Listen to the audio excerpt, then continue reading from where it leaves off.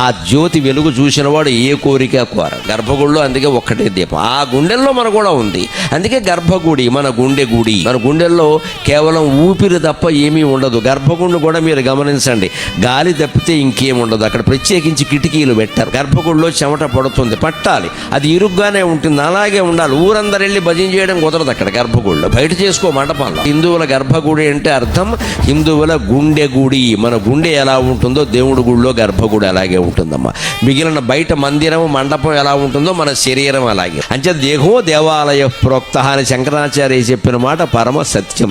నీ దేహమే దేవాలయం. అందుకని దేవాలయానికి ఎందుకు వెళ్ళాలంటే దేహం గురించి తెలుసుకోవడానికి. తెలుసుకుంటే ఇప్పుడు 60 మంది కాదండి, 6 కూడా శత్రువులు లేరండి మనకి. కోరికే అది తీరకపోతేనే కదా క్రోధం. కోరికే లేని వాడికి తీరకపోవడం సమస్య ఉందండి. ఈ రకంగా షడ్రిపూద్ధతికి శాపం, బాణం కానీ ధనుస్సు కానీ ఏదయ్యా అంటే తిరునామమే.